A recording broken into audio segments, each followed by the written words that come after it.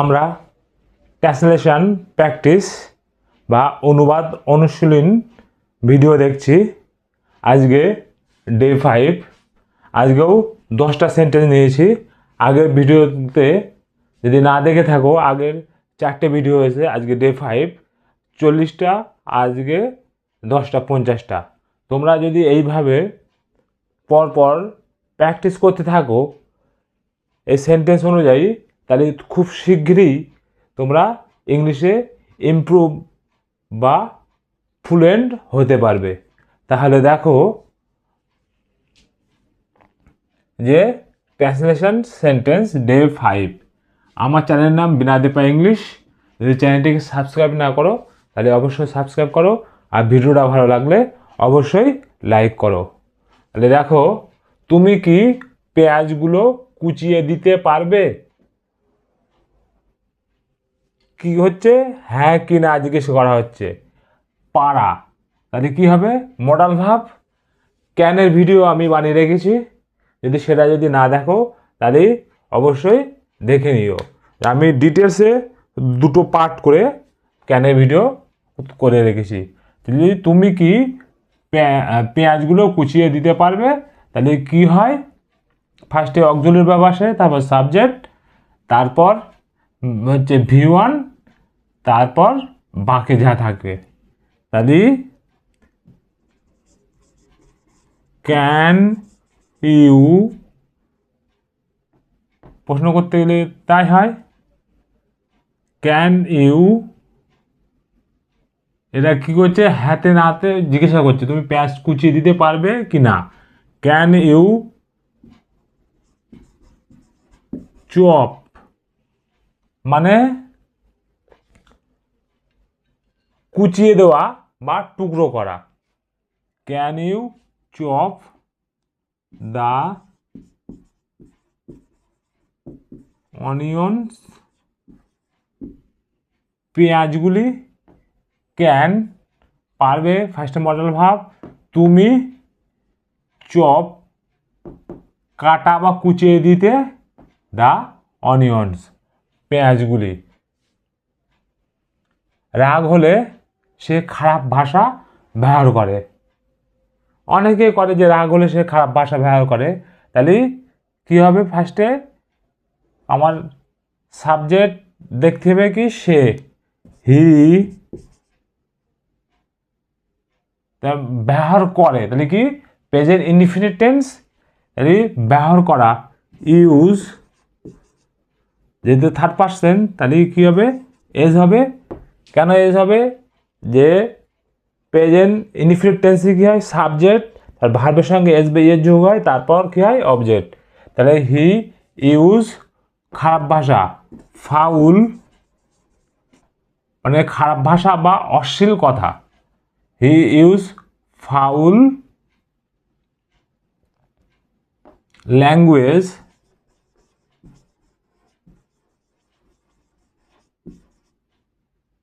রাগ হলে, when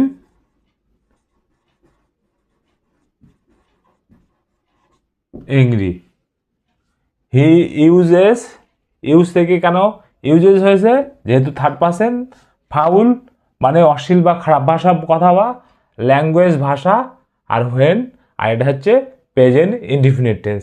তোমার প্রত্যেক কটা বাক্য এইভাবে সহজভাবে বুঝিয়ে দেওয়া হচ্ছে, যাতে তোমাদের যে সেন্টেন্স তৈরি করতে বা বলার বুঝে তুমি যদি কোনো কিছু পড়ো, তাহলে তোমার ভবিষ্যতে তোমার কোনো বাক্য সেন্টেন্স বা তৈরি করতে কোনো অসুবিধা হবে না। এটা তোমার দেখার বিষয় নয়। তাহলে কি? এটা দিস ইজ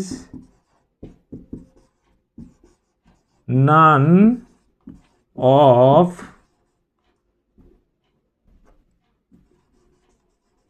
ইয়োর বিজনেস।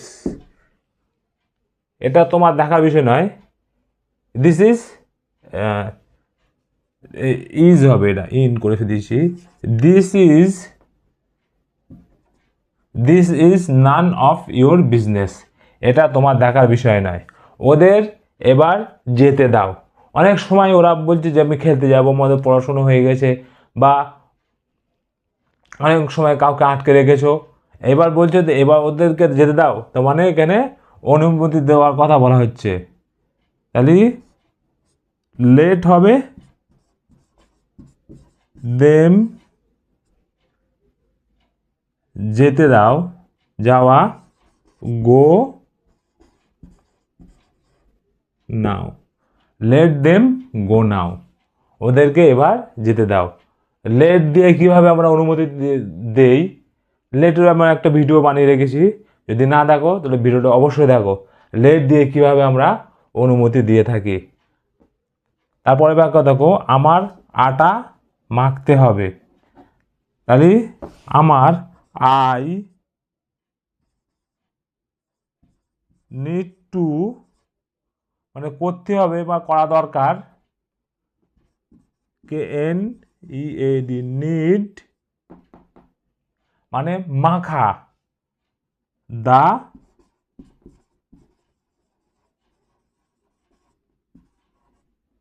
দো। আই নিড টু নিড দা দো। আই নিড টু আমার করতে হবে, নিড মানে মাখা। তার মানে আটা বা ময়দা কীভাবে মাখো, প্রথমে আটা ময়দা নিয়ে যাও, তার সঙ্গে তুমি যদি তেল দিতে চাও, কি জল তো তোমার তো অবশ্যই দিতে হবে, বা অন্য কিছু মেশাবে, যে উল্টে পাল্টে যে মাখাটা, সেইটা নিট বা খামি তৈরি করা যেটা বলে নিট। আর মাখার পরে যেটা তৈরি হয় আটা বা ময়দা, যে উল্টো পাল্টে মাখার পরে সেটা আটা হোক ময়দা হোক, তার সেটাকে বলা হয় দো। তাহলে বুঝতে পারলে, আই নিড টু নিড দা দো। নিড মানে মাখা, উল্টো পাল্টে মেখে, যে তুমি হচ্ছে যে পাউডার যে আটাটা আছে গুঁড়ো, তাদেরকে নরম বা মসৃণ তৈরি করা। আই নিড টু নিড দা দো, আমার আটা মাখতে হবে। ছুরিটিতে একদম ধার নেই। তাহলে ছুরিটি, দা নাইফ ইজ ভেরি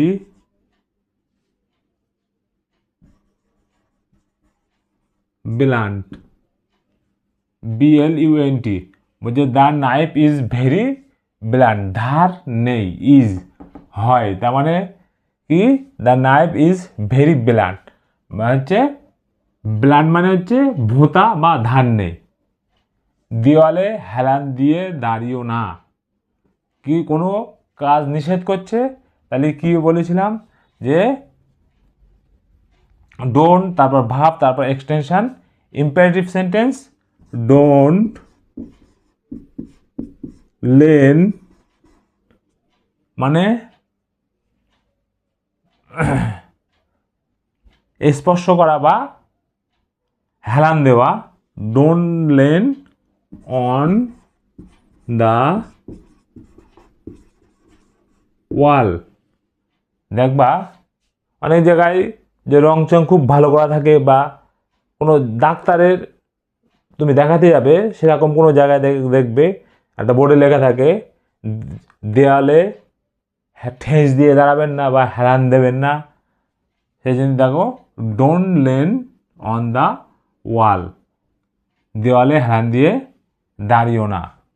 ওদেরকে কেন জানানো হয়নি, দেখো ওদেরকে কেন জানানো হয়নি, যে কোনো একটা বিষয় বা কোনো কিছু ঘটে গেছে, বলছে ওদেরকে কেন জানানো হয়নি। তাহলে কি হয়নি, যদি না হতো তাহলে কি হয়, প্রেজেন্ট ইনডিফিনিট টেন্সের নেগেটিভ সেন্টেন্স। আর যদি নি থাকে তাহলে কি হয়, পাস্ট ইনডিফিনিট টেন্স হয়, হয়নি। তাহলে আর ওদেরকে, তাহলে কি এটা প্যাসিভ ভয়েস। আর এখানে কি আছে, WH ওয়ার্ড, কেন। তাহলে WH ওয়ার্ড আসবে প্রথমে, হোয়াই, তারপর কি হবে, যদি প্যাসিভ ভয়েস আমি ভিডিও বানিয়ে রেখেছি প্রত্যেক কটা আলাদা আলাদা করে। যদি সে ভিডিওগুলো যদি না দেখো তো অবশ্যই তোমার দেখা দরকার যে কিভাবে আমরা বাংলার থেকে ইংলিশ, তারপর ডাইরেক্ট প্যাসিভ ভয়েস দেখিয়েছি তোমাদেরকে। তাহলে হয়, তাহলে কি হবে, ওয়ার থেকে নেগেটিভ, যেহেতু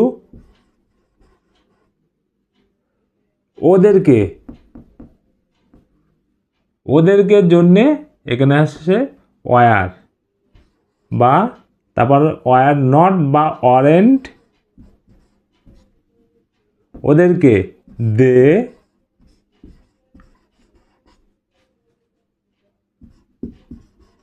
জানানো,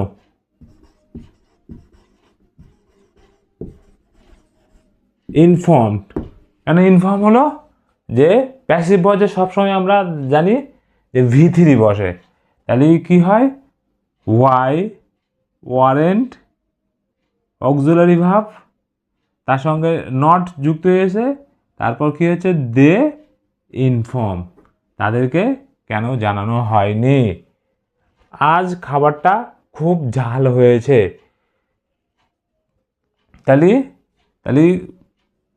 কি হবে, খাবারটা খুব ঝাল হয়েছে, তাহলে দ্য ফুড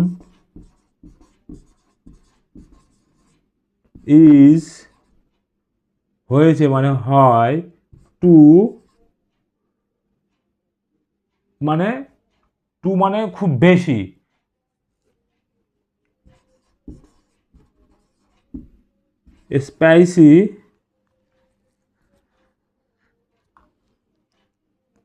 স্পাইসি মানে ঝাল, টুডে। দ্য ফুড খাবারটা, ইজ হয় বা হয়েছে, টু খুব বা বেশি, স্পাইসি ঝাল, টুডে আজ। বুঝতে পারছো, সালাদে একটা লেবু চিপে দাও, চিপে মানে কি, লেবুর রস বের করে দাও, তাহলে কি হবে, SEQUEZE সিকুয়েজ এ লেমন,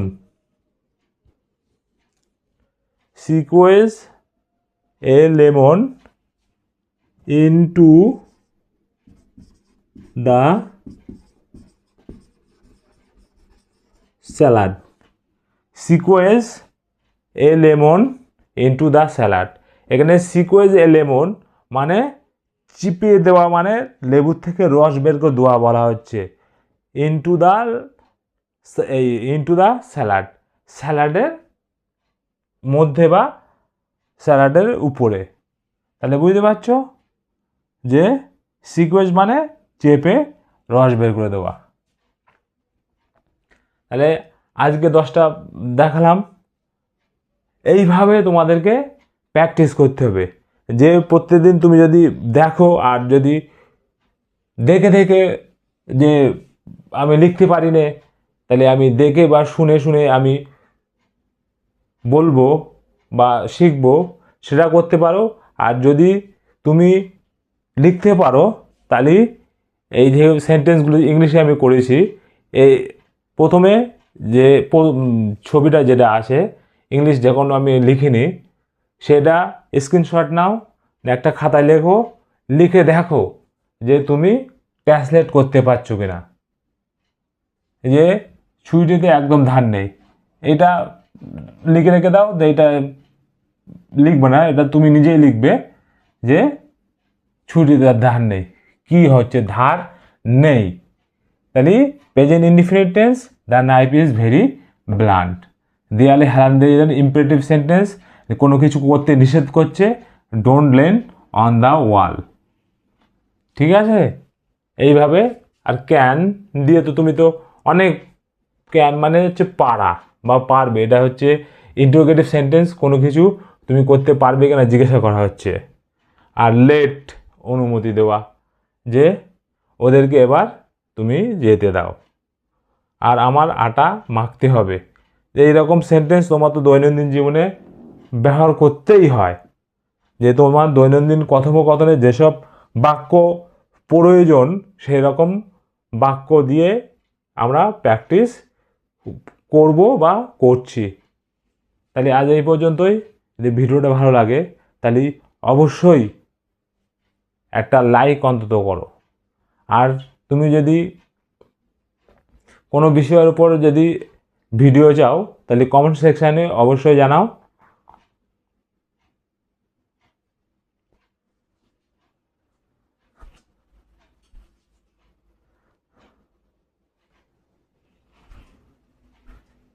এখানে সিকোয়েজ এখানে আমি একটা বেশি দিয়ে ফেলেছি। এ হবে SQUEZ squeeze a lemon into the স্যালাডে একটু লেবুর চিপে দাও। বুঝতে একটা আমার বেশি দেওয়া হয়েছিল। যদি ভিডিওটা ভালো লাগে তাহলে অবশ্যই লাইক করো। আর যদি মনে হয় যে এই ভিডিও দেখে অন্য কেউ উপকৃত হবে তাহলে অবশ্যই শেয়ার করো তোমার বন্ধু বান্ধবদের মধ্যে।